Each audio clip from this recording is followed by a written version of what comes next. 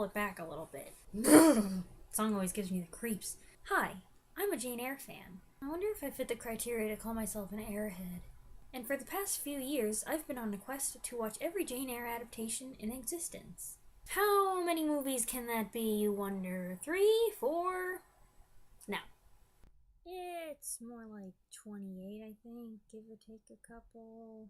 If your first thought was, that's a lot of Jane Eyre, boring, or that's 27 movies too many, I'm afraid you're not going to be very interested here. Personally, I don't think that's too many movies. I've seen 7 of them.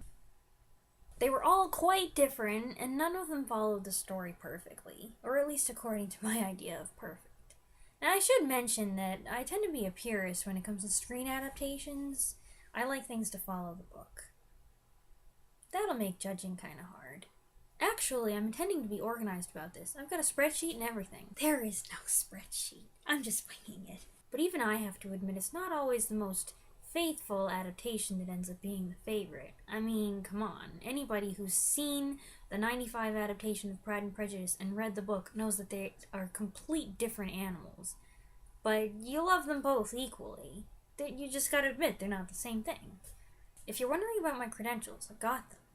I started reading the book when I was about 8 or 9, and I'd seen a couple of the movies by then, and honestly, the book, it was this heavy Barnes & Noble Classics hardcover, and it was way too heavy for me to lug around, so I gave up on it after a couple chapters, and then I came back to it, paperback edition, when I was 13, and I remember sitting in a break during my 7th grade math class, and reading the gypsy scene, and I was just so goggle-eyed and shocked that Rochester was the gypsy woman. Oh dear, there's the cross-dressing thing again. That I just went right back to the beginning of the scene and reread the chapter, and it's just so refreshing that in a story that I thought I knew really well at that point, there were so many surprises and so many things that I'd never seen in a movie before, and they ended up being some of my favorite parts. And that is my endorsement for reading books that movies are based on. By the way, if you're watching this in any future Jane Eyre videos, I'm going to assume that you know the basic plots. There will be spoilers aplenty. And I'm sorry if that bothers you, but the book is 168 years old. Some people, this book is all about Rochester and how hot he is. H-A-W-T, hot.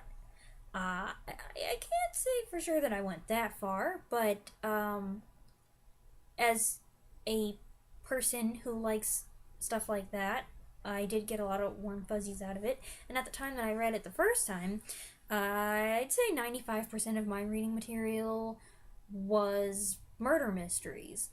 And there's not a ton of romance in murder mysteries, so this was like a whole new world to me. I've matured a little bit, so when I read Jane Eyre, I'm not like, let me just get to the Rochester parts.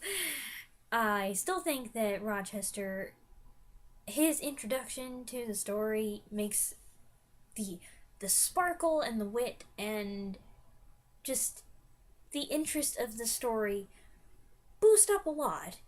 If the story didn't have Rochester in it, it would be kind of dull. For the Rochester haters out there, I don't know what to tell you. The guy gets redeemed at the end. I mean, sure, he's no angel, but he's not quite the evil, manipulative, mastermind villain that you guys want to label him. On the flip side, Jane isn't quite the fierce feminist that some people like to paint her either. But anyway, I've wanted to do a reread for a while now, and last month, in preparation for this little project, I finally did it.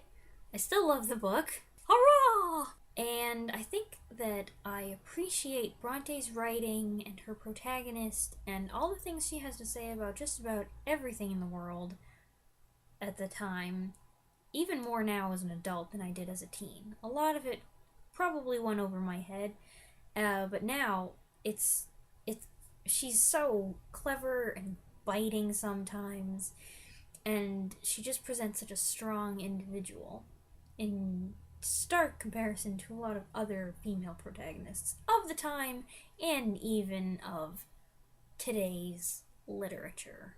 Just in case you're curious, I also read Villette, and if we want to talk about other Brontes, I've read Wuthering Heights a few times and The Tenant of Wildfell Hall, and I also read a biography of Charlotte Bronte. And in addition to the 7 movies that I've seen a few times, I have listened to the musical a lot. Yes, there is a musical.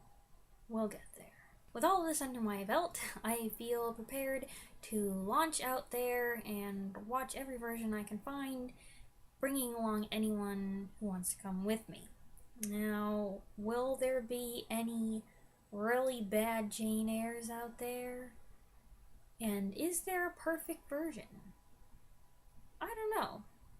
Come with me and let's find out. Does this scarf make me look festive?